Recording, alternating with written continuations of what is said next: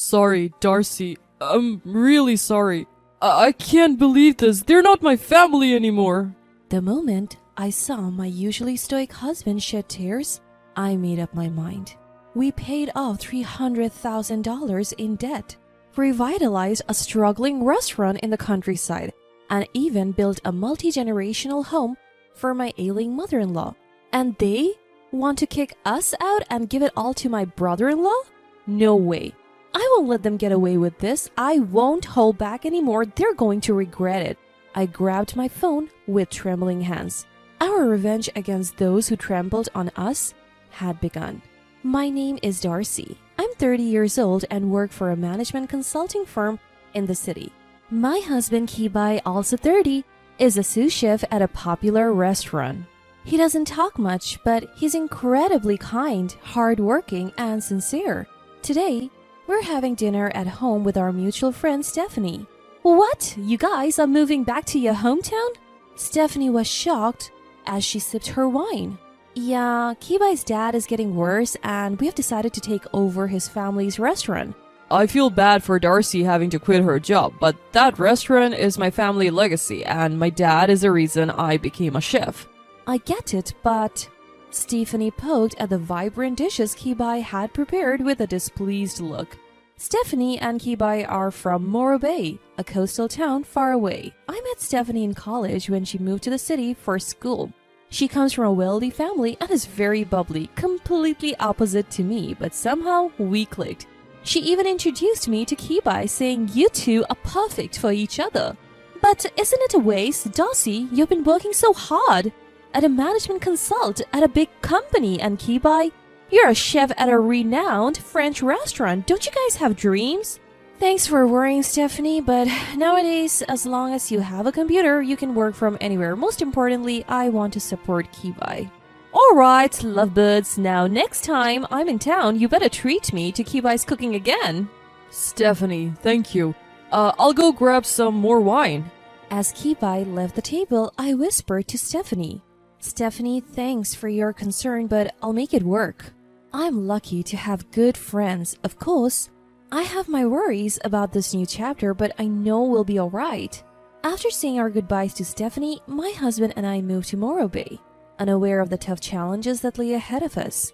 When we visited my father-in-law in the hospital, we were shocked to see how frail he had become. Kibai, I've got terminal cancer. I don't have much time left. Kibai's quiet father-in-law said that. I was prepared, but those words still weighed heavy on me. A man devoted to his work, his only hobby being collecting plates. A kind father who adored Kibai very much. Dad, don't worry. We'll be okay. Yes, father-in-law, everything will be alright. Kibai comforted him by holding his hand. You've got a good wife, Kibai. Just as I felt a lump in my throat, a shrill voice filled the room. Hey!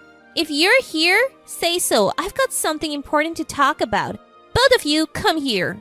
We turned around to see my mother-in-law. I knew she had high blood pressure, but yelling like that is just going to make it worse. My mother-in-law comes from a family that owns several plots of land locally and was raised lovingly by her grandparents. For that reason or another, she's quite self-centered, and it seems she's always had the upper hand over my father-in-law, who is an adopted son-in-law. Moreover, just because Kibai resembles my father-in-law and Hadley, Kibai's brother resembles my mother-in-law. She's favored Hadley since childhood and has been rough with Kibai. I have to be honest, I find my domineering and selfish mother-in-law hard to deal with. It's about the business, or more like our finances, mother-in-law started. Turns out, the situation was even worse than we imagined. Mother-in-law owns the land where the restaurant is located, and my in-laws lived above the restaurant. Originally, the family restaurant in the countryside had few rivals. Thanks to the locals who loved my father-in-law's cooking, the place barely managed to survive. Now, it's almost earning nothing since father-in-law, who was the only chef, has been frequently unwell. On top of that, my mother-in-law owns a 45-year-old apartment next door. It's now infested with termites and has to be torn down. The costs for demolition and tenant relocation have accumulated, leaving us with a $300,000 debt. Mom, why'd you let it get to this point? Just sell the restaurant and the land. What are you talking about? This land has been in our family for generations. We can't just sell it. People need this restaurant. Your dad would be devastated. You don't get it because all you know is cooking. Do something. I'm getting old. Kibai, I'll help too. Let's pull through this. So Kibai and I focused on paying off the debt, reviving the restaurant. I had $350,000 inherited from my wealthy father who passed away 2 years ago. When I suggested using it for repayment, Kibai repeatedly thanked me. I had wanted to use the money for other dreams, but now isn't the time to be choosy. Fortunately, Kibai is quite skilled in the kitchen, Kibai's food is just as good as Dad's. said the local customers who started coming back. I used my background in business consulting to improve the parking, decor, and online presence. With a new tourist spot opening nearby, business started booming in a few months. Then father-in-law, who had been ill, finally passed away. We were the only ones present at his side. Kibai, the restaurant, your mom. These broken words were father-in-law's last. It's okay, Dad. Leave it to us. We both tearfully said goodbye to father-in-law. During the funeral, mother-in-law looked visibly worn out. Glued to her side were my brother-in-law Hadley and his wife Lila. Since mother-in-law wasn't doing anything, we had to arrange and pay for the entire funeral. That's quite the work ethic you got there, Darcy. Nice to see a career woman turned restaurant owner. A drunk Hadley started to cause trouble. Kibai had worked hard to pay for his culinary school while being abandoned by mother-in-law with almost no money. Hadley, on the other hand, was pampered and went to a private college. He now works in sales in the neighboring town with a pretty wife. Hadley graduated from the same business school as me, but let's be real, my college was of a higher caliber. Maybe that's his chip on the shoulder, always throwing shade behind my back and making fun of Kibai. Of course, my mother-in-law never told Hadley about our debts, so he's clueless about the hell we went through. I was irritated but chose to ignore it. Then, a scream from Lila. I rushed over to find my mother-in-law, still in her funeral attire, convulsing and collapsed. She was pale and even foaming at the mouth. Kibai, Hadley, and I all scrambled to call an ambulance. Turns out she had suffered a stroke. She was already hypertensive, and the shock of my father-in-law's death and lack of sleep probably contributed. She survived and her speech was okay, but she was left paralyzed and now needed constant care. 2 months after my father-in-law's death, she called us in to talk. I have repaid the debt and the business is going well. Why not build a duplex on that vacant lot where the apartment used to be? I can't live upstairs anymore. Feel free to use your father's insurance money. I was stunned by her audacity but realized she couldn't live upstairs anymore in the shop. We were renting an apartment nearby, but that wasn't free either. We could expand the business by renovating her space upstairs. The last words of my father-in-law crossed my mind. Please take care of the shop and your mother-in-law. That was probably his wish. I wanted to honor those words even if it meant dealing with my challenging mother-in-law. So we bit the bullet and decided to build a duplex. It ended up costing us almost all of our savings, which we had set aside for our dream. Our dream is over. I'm really sorry. Kibai looked genuinely sorry, and I realized just how much I truly love him. We're doing well with the restaurant and we can always save up money again. Besides, I'm excited about our new home. Let's try to stay positive. Holding back my emotions, I did my best to offer those words of encouragement. We decided to go with a trendy construction company that Hadley connected with through his business networks for our new home. We could have preferred a reputable local company, but we were overruled by Hadley and my mother-in-law. We were busy running the recently reopened shop, so we just gave them our living space requirements and left it at that. The duplex was completed. It was certainly stylish and the first floor was accessible. But the second floor also featured a state-of-the-art kitchen for Kibai. We gathered in the newly completed home along with Hadley and his wife to celebrate. That's when my mother-in-law, now in a wheelchair, spoke up. I have something to tell you. I had a bad feeling about this. This doesn't bode well. I want to give the restaurant to Hadley. And since Hadley and their team have agreed to take care of things, they'll be the ones living in this house. You all can go back to Los Angeles now. I couldn't believe what I was hearing. We had paid off $300,000 in debt with the inheritance I received.